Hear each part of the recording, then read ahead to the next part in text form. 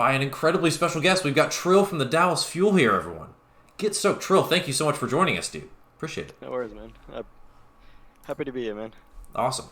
I'm joined as well by my co-host Mallory, and my name is Connor, and so we've got a great show for you guys. So, before we get into the interview, one thing we always like to do on the show is we like to reset our watch. Just kind of give you guys a recap, what we've been up to, what we're doing in general.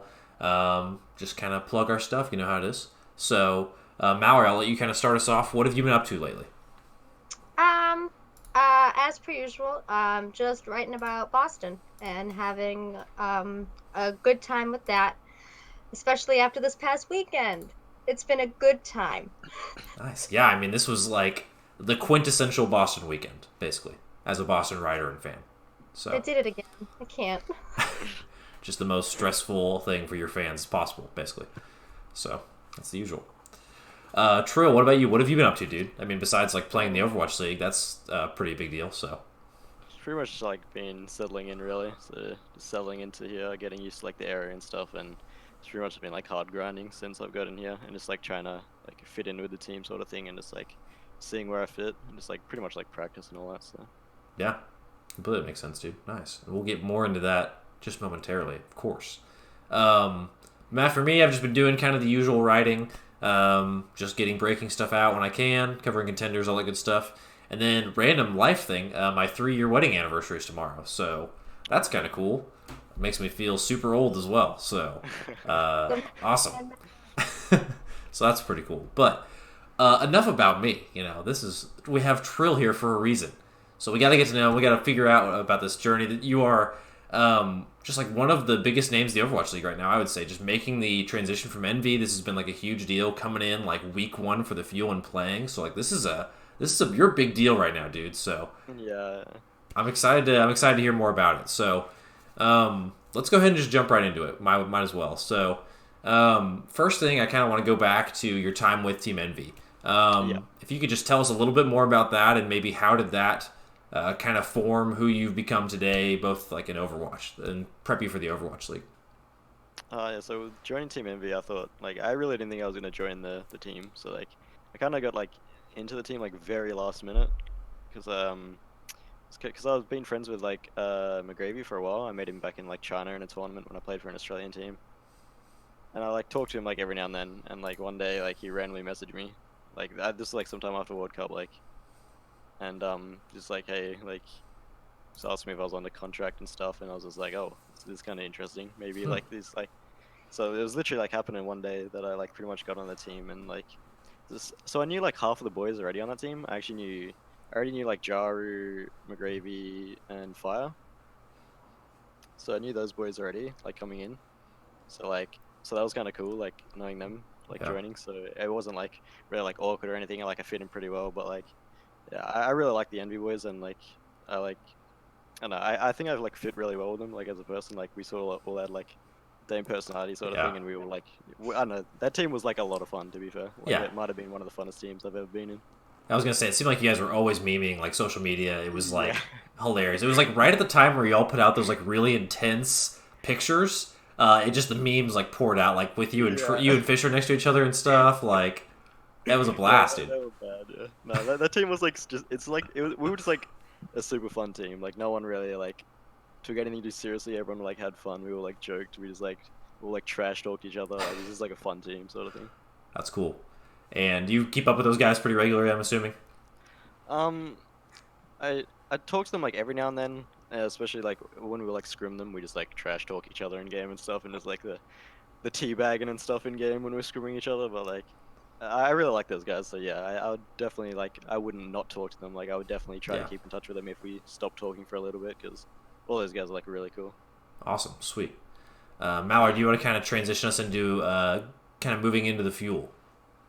Yeah, totally. So you recently got signed to the Dallas Fuel. So do you want to give us like an inside little glimpse into the process of like being an international player, moving from contenders to the Overwatch League? Like, did that, affect you in any way? Were you like stuck in visa hell, as they like to Yeah. call it? Was it hard for you to transition? So I've like competed in a lot of international tournaments actually. Like I've competed in a fair few, and it's like So coming to like contenders into L, like it wasn't like I wasn't like worried about like the crowds or anything because I've played in like a lot of events and stuff like that. But like once I got like signed with Fuel, so I obviously had to get my visa, and which I was actually like stuck in Australia for like 2 months, and it Yeah. was like ran about like roughly like 2 months. The thing That is, sucks. I literally wasn't playing like the whole time, like because I didn't want to scrim with the team because it's literally pointless for me to scrim with the team, so I pretty much Yeah. just like spectated. But like, and with my internet situation back home was like pretty awful, so I literally like, and Australian ranked in general was just really bad. Like, if I try to play on my main account, I'd probably get like 2 hour queues, or I'd just get put on like some Asian servers Oh or my something. So, gosh. and my internet was just like garbage, so I literally had to VPN to like America, but my internet obviously was already like garbage, and I just didn't want to play. So, and Holy then cow. yeah, so then my best bet was like VPNing to Korea, but sometimes my like internet plays up, and which it was during the time where I'd like have like 250 ping to Korea probably. So like I was pretty much just not playing the game competitively for like 2 months until I got here. So Jeez. Gosh, why is Australian internet like that? Yeah. Why is it like that? I mean, it's not that bad. It's just where I live. Like in the place where I live, like the internet speeds, yeah, sure, it's like pretty bad, like anywhere there. But like it's just where I live pretty much is like Okay. unlucky. Like what can you Yeah. That's do? Yeah. shoot. Unlucky. I understand that. I feel that. But in that, in that sort of sense of like coming from contenders to Overwatch League, like how was that experience while you were also staying within the same organization? Because you went from Envy to the Dallas Yeah, Fuel. yeah. So going from like Envy to Delta was kind of cool because like I already had like experience with the org and stuff like that, and I really liked them from Envy. And like I guess like from being on that team, like I learned to like just like being with like that's the first time I've been on a team with like no other Australians or anything like that. So it's kind of just like learning to like fit in sort of stuff, and like we had like our apartments and stuff, so like so it was kind of like a small glimpse of what L could be, pretty much like that. So like we were all together, sort of thing. Majority of the time, had our own apartments, stuff, played together, and like we'd go out for like team dinners and stuff like that. So like going from that team to this team was it felt like right, I guess, because like I've got it's pretty much like the same org sort of thing. So I knew a lot of the people like coming over here, so it was like pretty easy transition, honestly. How so? Where? What was the move like? Like, what city were you guys in with NV versus where you at? And like, what? Where did you have to go for that? Oh, so Envy like their office and stuff is in Dallas. Oh, So okay. we were in Dallas pretty much for Oh, for contenders and that. So cool. I'm down in Temple, so you guys were like 2 hours away from me. It's crazy. oh really? I had no idea. Would have come up and Envy said hi. You know. Yeah, Envy treats their players really good. So Envy was like a real good treat. Cool. It was probably like the first professional like org that I've been in. So it was really cool. Nice. That's really good to hear. I like to hear when organizations treat their players Yeah, well. yeah, they're really good with it. Everything flows nice. Yeah, I love that. Um, so how does the Overwatch League workflow, like your schedule, how does that compare to your contender schedule? Like, what do you do throughout the week in Right. being on an Overwatch League team as opposed to a contenders team? Um, say contenders is like a lot more chill, for sure. Like is it like it'd be pretty obvious because like L is like a lot more like hard work and stuff like that. But like the thing is, we also have more resources than contenders team, so it's like so there's like a lot more work, but it's sort of like spread out sort of thing. So it's not just like one person taking like a whole load of work. But like it's just like a lot of review. So it's not even like playing the game a lot, because I feel like playing the game a lot actually doesn't do a whole lot. Yeah. Like for a team thing, it's like the review matters a lot. So normally it's like around like 2 to 3 scrims a day, normally through with like 2 reviews, stuff like that. But yeah, but that's pretty much it. So Yeah. it's like it's a bit different to the contenders. I'd say like around the same hours. It's just like how it's like done is differently. Yeah, and then you have a different coaching staff. Like I know the Fuel Yeah. have a really big coaching staff, for example. So you're working with more people just in general. Yeah. So Exactly. totally makes sense. Yeah. So I kind of want to keep going with the Fuel here. So this weekend you made your Overwatch League debut. This is a big deal. I don't know that many people would have honestly expected you to play so quickly, being kind of newly acquired. It usually takes players a few Yeah. weeks to get going. So this is a big deal. Yeah. And you played the Spark and the Hunters this week.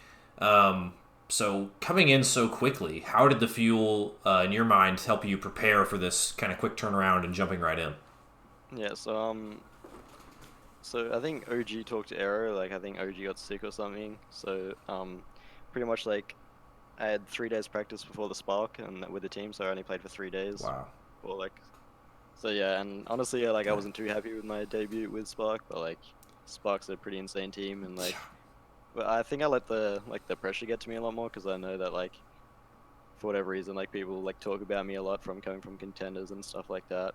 I think I had a lot of eyes on me, but I'm normally okay with like stage nerves and stuff. I think I just like got in my head a little bit, and I didn't really like play how I wanted to play, and I kind of yeah, I wasn't like too happy with my performance for that, Yeah. but like how the coaches like helped me was just like I pretty much had Jane working with me, and then Hmm. like a lot of the stuff was just like watching out for like IDK because how he plays is like Yeah. he plays like really aggressive and like boops a lot, so like so I think I kind of like forgot that during the game, but yeah, he was like super. They pretty much told me just like watch out for IDK a lot and stuff like that. So yeah. Yeah. I mean, it was kind of trial by fire. The Spark have looked Yeah. so good lately. Like, Yeah, honestly, they're like, really solid right now. maybe like Very top good. 3 or 4 teams in the league. So, I Yeah, for mean, sure. they're really, really good. So, you know, Yeah, I think all things considered, you did great. I mean, there was, yeah. on 3 days, I that's actually insane, honestly. yeah. So I had like 3 days practice with the team before that match, and then yeah. Cool. So yeah, I think I just need to get more comfortable and stuff like that, just to like feel it out. I think I'll be okay. I'm confident I can perform way better than how I did. So Yeah.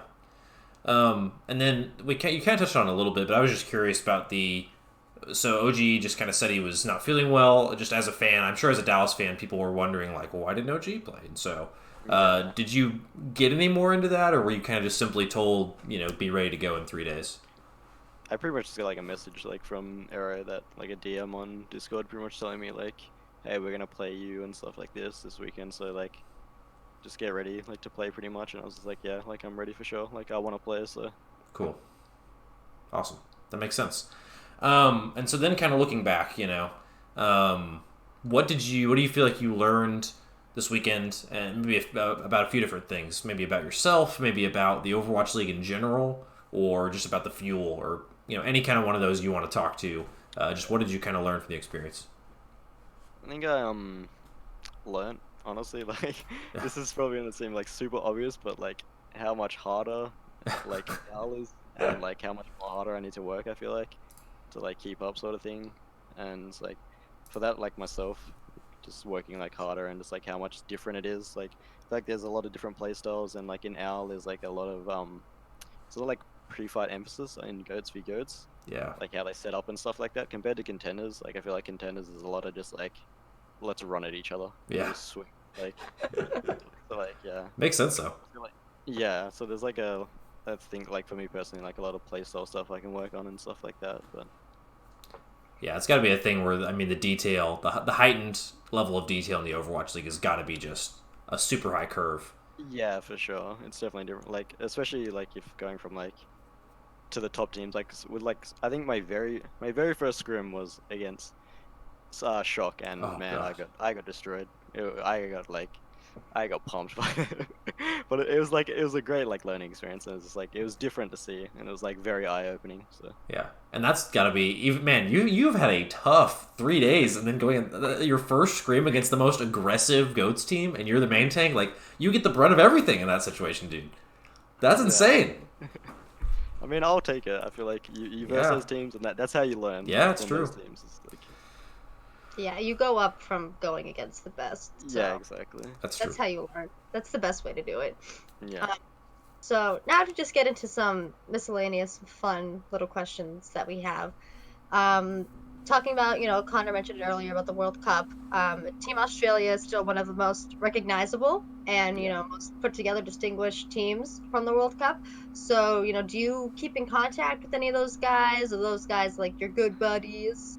Yeah, so I keep like in talks with a lot of my Australian friends. Like I love my Australian friends, so like all those like boys on the team. So like and I had it's the same coach and same like general manager from last year. So Cool. like obviously I talked to them guys, and so like I'm not sure like how much I can go into like the roster or whatever. Yeah, I'm sure. not too sure, but yeah, I know they're doing stuff, but I'm not like too involved just yet. I assume like because Gumba's like the head coach, so I think he'll be working like real hard like after this stage is over.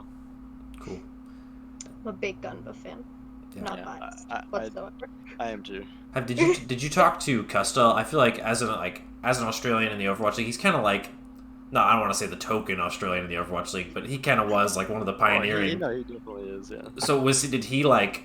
I envisioned him like taking you under his wing and like bringing you in. Is that just like a figment of my imagination, or did that actually like was he like that? What's the scoop? After World Cup, like for sure, like he was just, like.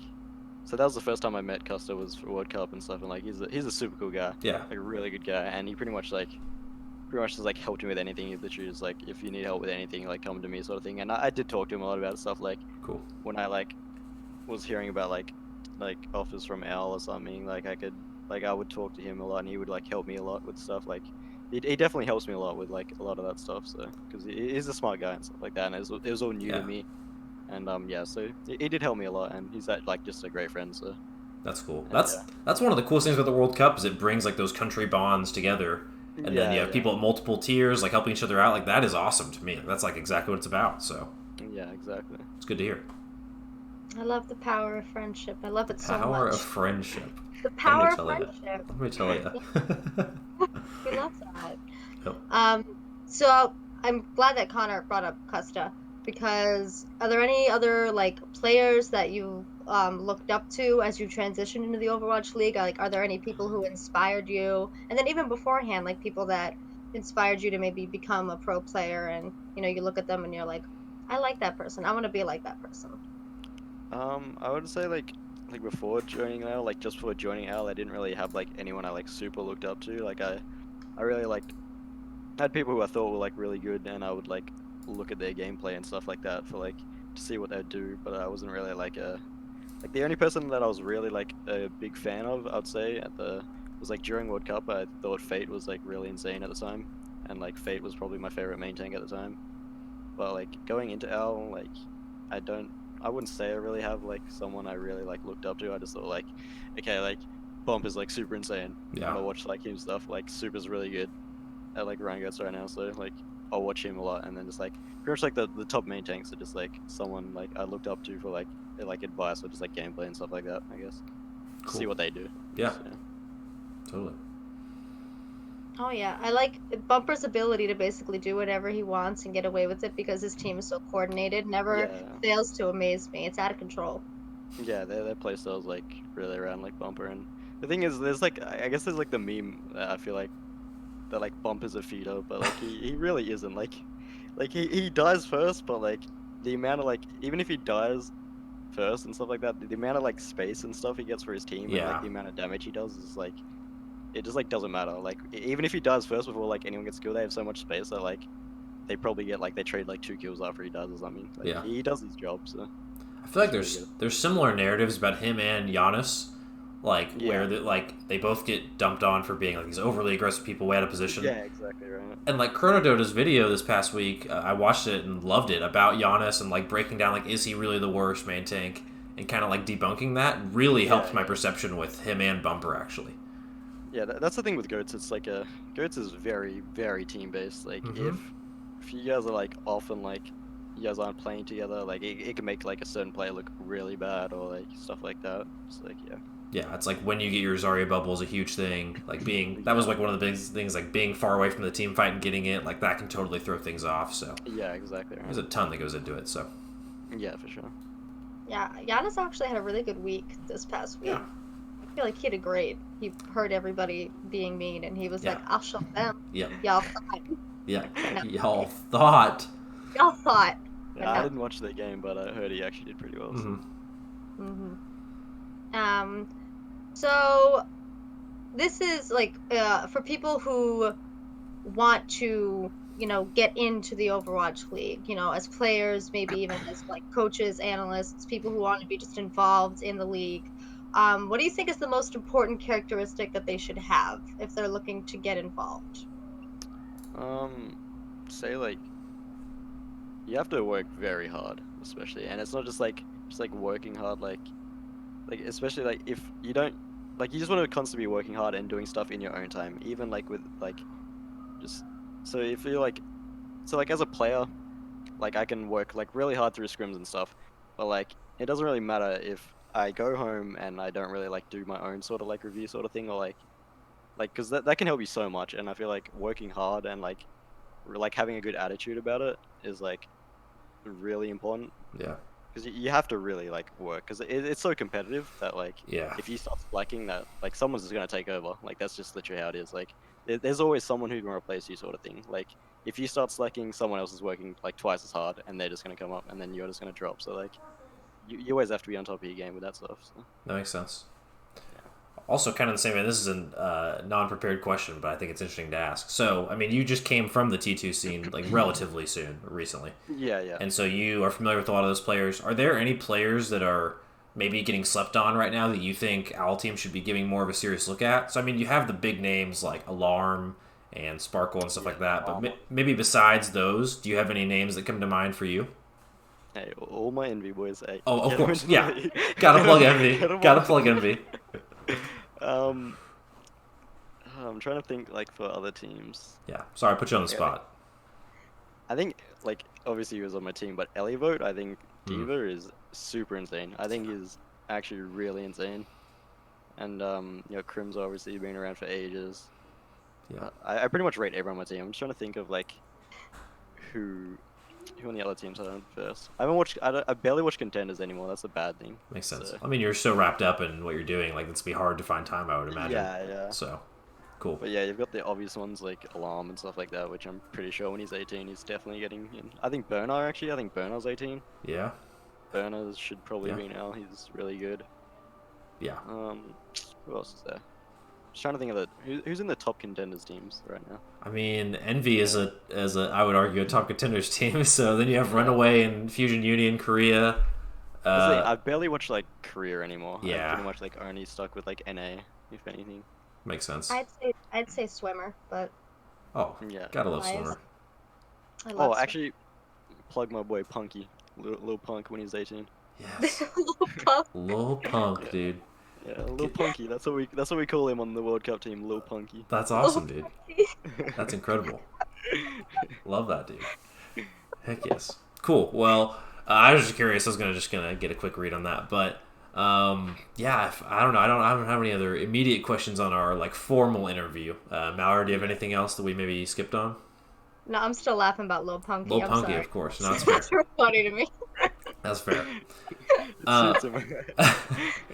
But I do want to, for Lil Punky's sake, jump into some news.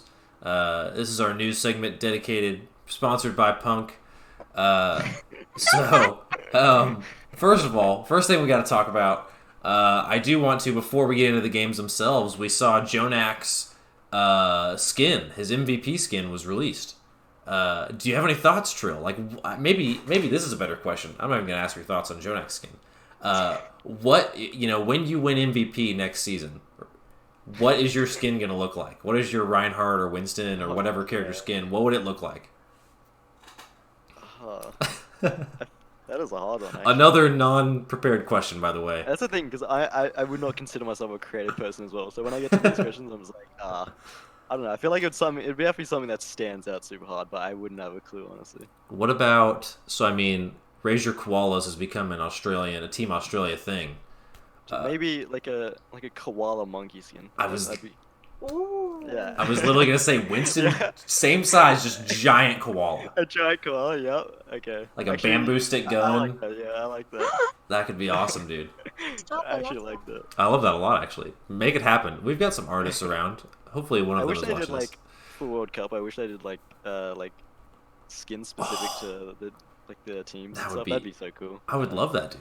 That would actually be really cool. You could do literally Australian onesie characters in the game.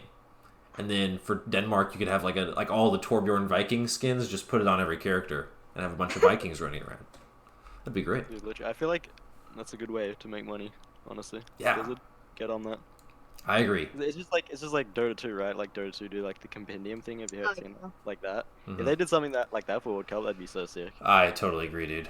And even Jonak's skin, going back to that, is a testament of if you bring in this to me is a no-brainer, because you're bringing in the casual Overwatch fan who doesn't play Overwatch League, and you're connecting him to Jonak, like a player in the Overwatch League, maybe arguably one of the coolest skins in the game, that might make actually really sick. That might make a lot of players who just play the game like watch Overwatch League because they're like, Yeah, just because of that. Yeah, they seen the skin and then just like, oh, who's this guy? And then they probably like, I feel like casuals would be like, where'd this skin come from? And then they look it up. Maybe they look into it more and stuff like that. boom! It just like that seems easy Yeah, way to increase I think viewership.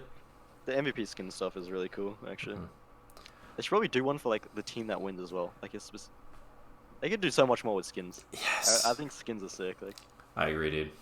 I would love. It's like I heard someone theorize like putting like a star or like some kind of marker on all the London skins for like all the championships they've won. yeah. So you like acquire something in addition to your skin. Like the skin could be the same, but there's something else that like stands out on it. Like, yeah. That would be awesome. Yeah, that would be sick. But then like so this weekend we also need to talk about mainly Sunday. I really just feel like we need to talk about Sunday. We had some crazy games. So I mean, the last two are the two I really want to focus on because we're not talking about one of those games on Sunday. But the Florida Mayhem beat the Houston Outlaws 3-1. Trill, how did it happen? Why did it happen? Tell us. Enlighten us as the plat chats that we are. Tell us how. Didn't watch that series Ah! because I thought Houston were just gonna win, like straight out. Yeah. And then like I ended up watching like the last, I think like a bit of the like Gibraltar, the last map, and like I think they just like I'm not sure if like Houston were off or something, or like Mayhem was just playing well. Maybe Mayhem's just getting better, like getting more comfortable. But I don't know, like good on Mayhem for like getting the win. So Yeah, that's true. I mean, you can't exactly root for Houston, so I mean, yeah, exactly right. come on. So makes sense. And then It was good to see Anthony happy. yeah, that's true. Anthony, the one Mayhem fan out there, we love Anthony you. and Brandon. Yeah, that's Have a true. Great time. And then maybe the bigger one. Did you watch the Valiant Vancouver game by chance? Yeah, that's the one that I really wanted to watch because actually I was out with Custer one night. We were drinking and stuff like that at a bar, and we were talking about it and stuff. And he was saying like he literally said to me like confidently like he thinks they can beat them, like and they literally did. Like Dang. I think they just like they played really well in their like Sombra style. I think Shax's Sombra was like popping off. Yes. Like he was playing it really well, and then Kariv was actually insane. Yes. Kariv was actually nuts on Anna. Mm-hmm. Kariv is insane. So like them guys like popping off and just like, and it's like I don't know, they look like super clean. They just look really clean. So it was probably like a lot of their coaching staff doing like a lot of work because they looked really clean. Yeah. And, like I think they forced they just forced like Vancouver to play into them sort of thing. Like they got them to play into their game sort of thing, and like they just they played it really well actually. Like it was insane. Yeah, I was going back and watching that VOD today, actually. And, like, you had Vancouver running, like, this weird comp on offense on Paris, where Hawksaw was on Genji. And, like, he had no business being on Genji. And he just does it for, like, 3 minutes, never builds an ult, and then they just have one fight at the end that just collapses. Didn't they literally just, like, stick it over, like, 3 minutes, and then they switched to goats and won the fight? Like, Yes, yes. That is, like, a great metaphor for the entire series. Is like, just play what you're good at, Vancouver. Just play goats. Like, you may have won had you done that. Because I think they were forcing them onto like Sombra goats, and I'd say like Vancouver's Sombra goats is weaker than they're just like outright goats. Yes. By far. So like if you get them on that, they're a lot easier to deal with. But even then, they're still like insane, even at, like with playing Sombra goats. So I don't know. Which Valiant like really did well. Yeah. I think it's less about like. I think it's less about Soman Su's Sombra being bad, because I don't think his Sombra's bad. I think his McCree and Soldier are better. Like, he's really a solid hit scan pro, but it was just more to a testament, like you said, to Shax and like Fact Fiction and all those guys just like really popping off and Grief. Really well. The thing about Sombra is like she's not like I wouldn't consider her like a hit scan hero. She's not about aim at all. Like having like better aim is nice and stuff, but like she's just like you need to be really smart with that hero. Like she's a real like brain hero. So that's true. That makes a lot of sense actually. Yeah. Cool. Mallory, any other news from the weekend that you want us to go into that you can think of, or perhaps something that dropped today? Oh my gosh! Yes, the tea. I can't believe it.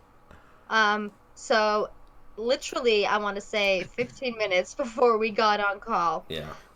It was spread about that roll lock is coming. It's a coming. It's on its way. The article said that they were going to implement it into stage 4 and that they weren't sure if they had plans to put it in the game on like a larger scale. So I don't really know what this means. I guess we would just have to wait to find out more when we know more. But how do you how do you think this is going to affect all these teams that have gotten so good at goats? Like, what do you think is going to happen to the Titans? What's going to happen to the Shock? Are they going to be bad all of a sudden, or how are they going to adapt? Well, if these rumors are true, I'm not leaking anything, but I hopefully they're true. Yeah. So hopefully they bring it in. Hopefully. But I don't think Vancouver or Shock will be bad just because of it. Like they're really good at like goats, but like Vancouver have been a team for ages, and the thing is Yeah. they were playing dive before like goats was a thing. That's it. Like they've literally been in that roster for ages. Right. And I'm not sure what like the meta will be. I feel like it'd be like majority of it's gonna be like dive, and I feel like a lot of like bunker type comps, like a lot of Roosters type stuff. Mm-hmm. So like, and a lot of people just like play dive into that, so it'll probably be like a lot of that stuff. But I don't think like, cause I think like even, cause what like on Shock you have like your DPS players who are like really flexible, and like you got Yeah. like Sinatra's Tracer and stuff like that, which like I'm pretty sure they can all play like dive super well, and then like I'm pretty sure they have Smurf. I think Smurf's there for Mhm. like for the monkey, I'd say more, cause like I think his monkey's really insane. That makes sense. So like I think they're like sorted for that. I don't think they're gonna be bad at all. Like I feel like it's gonna be a change for sure. But yeah, I don't think they're gonna be bad at all. I think they'll still probably be really solid. Yeah. No, it makes sense. I mean, it's hard to think about which teams are going to benefit most. Again, if this is true, if this happens, asterisk, whatever. Which teams are going to benefit most, which are going to suffer the most? It really is a tough question. And it seems like teams could have known about this for a bit. You don't have to say anything to that, but, like, Sapiobi's been playing a lot more recently. Interesting that you've been giving your DPS players some time. Stuff like that's been happening, so I don't know. I wonder which players that have been on the bench all season are going to come out in stage 4. Like Pine or Striker.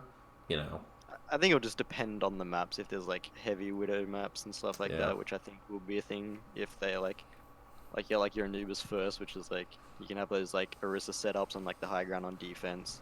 You can have like the solo heal Anna Briggs sort of style, like we sort of did ages ago back in World Cup. Mm-hmm. That's like super hard to like dive into and stuff like that. But yeah, I think they need to put in the lock though for sure. Like I feel like Goats is not gonna die unless they do the lock. So Yeah, so that's what I was going to ask. You think this is a positive thing moving forward? Think it'll be good? yeah, I think it's definitely gonna be good. Like Goats has been going on for way too long. Yeah. Like Goats is fun to watch. Is like for me personally, I enjoy watching Goats a little bit. Like I understand from like perspective, like spectator's perspective, that it's like it is kind of boring, and like it gets like tiring very like quickly. But like watching like high level Goats, like I guess because like I'm a player, it's like very interesting and like really good to see. But it's just gone on for way too long. Yeah. Yeah, it's a tough balance. Oh, go ahead, Valerie. Sorry. Oh no, you can go first because I had a different question. Okay. Yeah, it's tough because like Overwatch League Season 1, like Overwatch League is an entertainment thing at the end of the day for just the common player. That's, I guess, the goal. Yeah. And it's satisfying to watch Pine go on a flank and, shoot 3 people on exactly. Junkertown. And Like, I guarantee you when it comes back, like when DPS stuff comes back, like it will get a lot more viewers again. yes, I think. So yeah. that's kind of what I was getting as. I think that'll be a thing that Yeah, happens is exactly. more exciting plays, more clips to get posted on the internet, just like more things to bring people back in will be inevitable, I think. So I agree. Yeah. Mm-hmm. So my question is, this just came into my brain, and I'm curious about it. It might seem like an obvious question, and for that, if it is, that's my bad. But I want to kind of pick your brain, I guess. If the 222 is coming, what heroes do you think we'll see the most of? Do you think it'll go straight back to like a classic dive, or do you think it'll just sort of change with whatever the current, patch is Right. calls? Yeah. I think a majority, like I think people would default to stand and dive a lot, but I think like there's a lot of potential for like those like 2 CP maps and just like really good like first point defenses where you can have like these like Orisa comps Yeah. where you just have like Orisa Diva and stuff like that. It's like Orisa Diva, like Widow. Like you might see some like double sniper on some maps as well again. Yeah. I think the 222 just like brings way more variety, because then you can have like, because like Briggs is support, so like you can have like Anna Brig, or like sometimes some teams want like Mercy for like the Widow and stuff like that. So then it's kind of you have to like choose if you want a Brig, because like the Briggs is just way better at dealing with dive. So if you expect them to run dive, you can do like these. It's like Anna Brig comp. That's like Anna Brig, Junkrat, Widow, Orisa Diva sort of thing. Yeah. And it's like I think those comps like work on like Anubis first point defense and just like a lot of 2 CP like defenses and stuff like that. Like, even on King's Row, it kind of works as well, like first Yeah. point defense. So I think like you will see like some of those as well, but I think majority of the time, like I think attack a lot will be like dive for sure. But I think dive will definitely make a comeback with that. So Yeah. I wonder if we'll see Ryan Zarya again. Like Ryan Zarya, maybe Hanzo. I don't know if. I just don't know. Because like I could see McCree getting a lot more play because of the patch. because of the patch, yeah. And then, Like so I feel like you'd pair him with Ryan Zarya usually, or maybe like a dive with McCree, like a really old school dive with McCree Soldier or something. yeah. But I don't know. It's interesting. Yeah, it is as well because like majority of teams like if you have a Brig, you want to play Zen a lot now because like Zen is really good with the Brig. Hmm. But now you can't really like choose. Like you need like maybe probably like if you're gonna go like dive, you probably need like a Lucio Zen. But like I don't know, I feel like Zen's just like die like so fast in like dive meta. So maybe like back to that, like there was like a period where people were like running like Lucio Mora dive and then you would just hard dive like 6-man everybody and stuff like Yeah. that. That happened a lot in my platinum ranked games, as it turns out. Yeah. That was the thing, dude. Is just everyone go. Yeah, that's So- the thing with 222. Like there's just so much more like versatility and stuff like that. There's just so much more you can do. Yeah. Do you think Brooke will still be as oppressive as she has been? Because a lot of people that have chattered about cite Brig as one of the biggest problems with goats because of how much healing and sustain she has. So Yeah. do you think with like a 222, do you think she's gonna still get picked a lot, or do you think it's gonna actually even out a little bit? That's the thing. Like I feel like just because she's like a support hero in the 222, like I feel like if you're running like dive, you probably don't want her. Unless like I don't know, like maybe there's like some sort of strat, like if like teams are running like the Mora like hard dive stuff where you like actually like get a Brig with like Lucio, but even then I don't know. It's like it seems weird. I'm not sure because I feel like the default is like Lucio Zen sort of thing, and like maybe like add more, but I don't think she won't be as picked as much. Like no way. Yeah. But I think she will be like played on like like in a risk comps especially. I think she will be like played. That'll be interesting, and that'll be interesting to see how teams construct their rosters because, like, someone like Rascal, who has become a really good Baptiste and Brigitte, but he's formerly a DPS player. Like, I wonder if he's almost just going to become a support player, almost just by default. Yeah, that's true. It's really weird to think about how it's teams are either, going to do like- that. So it's either like they get the support to learn it, or like Yeah, maybe they run like Rascal, like these 3 DPS like 3 DPS players like Rascal on like Mhm. on these comps on the like certain maps or something. But yeah. yeah, so that'll be super interesting. There's so much to think about and to happen. It's going to just like take forever to figure out. Oh yeah. I think it's gonna be so much better though when Yeah. it comes out. Like even thinking about it, there's just so much like it seems like so much more like things you can do. Yeah. The one qualm I've heard is like the competitive integrity thing. Like we've been playing 3 stages on no roll lock, then stage 4 in the playoffs will be on roll lock. So like is the playoff winner really the best team overall of the season? Or were they just the quickest team to figure out how to do roll lock well and then win into the playoffs? Kind of like how London won last year, kind of out of nowhere. So I think that's a concern. I don't know. Do you have any thoughts on that? I don't think it's like much of a concern. I feel like the top teams now will still be the top teams Okay. in dive meta. Like I don't think it's gonna change like a lot. Maybe like some of the lower teams will get better and stuff like that. Like maybe they're better in dive, but I don't know. I feel like the best teams always are gonna be like sort of good sort of thing. Yeah, that makes sense. Yeah. So our last piece of news before we move on to our our exiting little segment dealio is they just announced that Overwatch League MVP voting is going to be coming up. Just like I think the fan voting is July 25th through sometime early August, I think maybe. So Trill, I have to ask. You don't have to give me a full ballot of 5, but if you were to, give a few names out, who would you have as this year's MVP? The names I don't think off the top of my head, like, with top teams, you got like Sinatra would be in there. I really rate Choyobin. I think Choyobin's nuts. Yes. I would put Choyobin in there. Super could be in there. Bumper, Twilight's insane. I think Haxel as well could be in there. Yeah. Obviously, Derenak.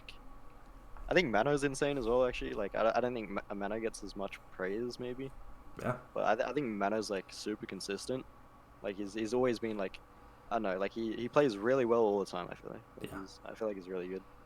So, who else is there? It's a pretty solid start. Yeah, I feel like a lot of those, like, players from those teams, like, Shock have, like, 3 that I can think of. Yeah. You've got, like, some mid to top tier teams who have some contending players, I feel like. Like, for the Dragons, you could maybe make a case for, like, Ding or DM. Yeah. Let's see. For the Spark, maybe, like, Gushue or IDK. Gushue's insane. I think Gushue's improved a lot, especially in his round. I think he's, like, actually, like, I think he's, like, literally, like, up there with the top tanks right now. Like, I think he's very solid. Yeah. That's a team that's going to get better when Dive comes around, by the way. I think. Yeah. If they can unleash him on Winston. Monkey, yeah. Yeah. He is Monkey. Yeah. That Overwatch World Cup was wild for him last year. Yeah. But, cool. Well, I was just curious. I have most of the same ones, I feel like. I actually think you covered all of the ones I have. Mallory, do you have any that you would add? Yeah, I have 2 that I would add. Really? I would add Violet. Okay. Violet, yeah. Violet's actually... I like to call him Vile 2T. Yeah, actually, I agree with Violet. Yeah, he's buck wild, and it's great to see it happen. I would also add Fury from the London Spitfire. Fury's been really, really, really good on D.Va. As a D.Va player, I really like to spec his point of view to see what he's doing and get into his head a little bit. And then this week, he was like, you know what? I'm going to mess around. I'm going to play Pharah. And he did it. And it worked really well. Yeah. It was out of control. He should have been player of the match even though they lost. I know they don't do that, but I wanted them to. I said, you know what? Make a case for it. He played out of his mind. Yeah. I definitely put Fury in there. He's been so good. Yeah, I think there's a case for Fury as well, for sure. Yeah. Oh, 100%. Yeah. I agree with you, though, with Ding and DM as well. Especially Ding. Ding has been... Yeah. It's I wild. feel like if it was like a DPS meta, there'd be a lot of DPS players like that in there. That's very true. It is like a meta-dependent award this year. Like, goes I feel like favors. I feel like I'd put Carpe in there if it was like a DPS meta. Yeah. But Carpe. Yeah. Carpe on DPS heroes is nuts. So. Yeah, for sure. That's a good question, though, for me, real quick, before we move on. Sure. Because I think it was Reinforced and Hex were on my Twitter timeline fighting each other about whether or not Haxel should actually be considered, because Hex said that Brig players don't, really contribute as much, and therefore, like, Haxel can't really be seriously taken under consideration for it. But Reinforced was like, dude, that's not it. Have you seen him? He's out of control. So, like, do you think that that's a thing? I feel like from, like, a more casual point of view, it's definitely harder to see. But, like, for sure, I think Reinforce has a case with him, because I think his Brig is actually insane. Like, it's, like, harder to see, obviously, and, like, you can't really make flashy plays on Brig. So it's kind of, like, you can't really see that, like, as you can with, like, Reinhardt's and stuff like that. So it's, like, it's very hard to, like, notice him, but, like, I think his Brig is probably one of the best, or if not the best. And, like, the thing with Brig as well, it's, like, I feel like it's not even about... I feel like the less you do on Brig, the more you do, in a sense. Like, because if you... like, a lot of the top Brigs you'll see will never, like, frontline or anything. They sort of, like, stay, like, in range, like, where they can help their Rhine, but, like, not too close where they can literally just be ran at and stuff like that. So, like, I don't know, Brig's a hard one to, like... I feel like if a Brig player gets in the MVP thing, I think they won't get it, just because of the fact that they're playing Brig. Yeah. Yeah, just because it's like how it is, but... That's tough. I think Haxel could definitely be in there. I think he has a case to be made for sure. That's tough. I see where Hex is coming from. I think I agree with Reinforce, though. Yeah. Like, he should be in contention, but I just don't see him winning, and that's really unfair because Yeah. he's incredible. But I think it'll end up being someone like Sinatra or Super or Twilight or Yeah, something. I think Sinatra will get in. I think the Yeah. people who get in will be like Sinatra, Super Bumper, Twilight, and I hope Open. I'd say like something like that. Yeah, Say like those five, something like that. that makes sense. Well, we have covered a lot tonight. I'm like mentally exhausted from all this. This has been great. So, in one last kind of mental push here, we like to close out our episodes on Monday nights with our WatchHaus Words of Wisdom. These are very open and can be literally anything. And it's basically just our one thing to sound off on, something you should be looking forward to, a quote from someone, just a very philosophical statement, whatever you want to say. That's what we're in for. So, Mallory, do you want to take the leap of faith and start us off, or do you want me to? I can do it. Do it. Yes. Yes. In the words of Bill and Ted, I just want everybody to be excellent to each other. I just want people to be nice. It's been another week where an Overwatch League player had a moment of emotion and frustration, and people sometimes just take it too far. And you know what? It's free to be nice. Just be nice. Yeah. Be empathetic and be nice. We're not asking for much. Man, good word. Exactly. I actually want more passion. I love it when I see stuff like that, so I actually encourage it. Do more of it. Get angry. I love it. But be nice to them. But be nice to people who do get angry. Yes, I totally agree. I'll go next because I want to. I'm just so excited for Trills that I want to save it for last because I want to like have this build up to it. So just that's why I'm doing this. By the way, I'm not just cutting him off. My thing to look forward to. I'm just going to give a quick thing, a plug. The first week, I believe, first week of Korean Contenders is starting tomorrow, and our time tomorrow at 5 a.m. Tomorrow morning, you can watch Fusion University play Runaway. I'm not going to watch this live because it's my wedding anniversary and it's at 5 a.m. But I'm definitely going to watch this VOD. I think this will be some of maybe the best Tier 2 Overwatch match that we're going to see for several months. Both of these teams are obviously incredible storied paths. This is like Fusion Uni's big moment to prove themselves in Korea. There's a lot of really cool storylines here, so... and it's always support to T2 Overwatch o'clock here at the Game Haus, so... For nothing else, just watch it for that reason, but also it's going to be sick Overwatch, so please watch that. Kate's having a great time in the chat talking about Fusion University. Good. That's good. That'll be an interesting game, sure. Yeah, it's going to be wild. That'd be cool to see if like Fusion are actually just like better than everyone in Tier 2 pretty much. What if they just 4-0 them? Can we just pause if that happens? Like, oh my gosh. After this weekend, anything is possible. It's if true. you just believe. The plot armor is too thick. That's true. They could get 4-0'd. Who knows? But, Trill, what is your WatchHaus word of wisdom for us this week? I don't have any like words of wisdom, but I'd say something I look forward to is me winning my first L game, wherever that is. Okay. Yes.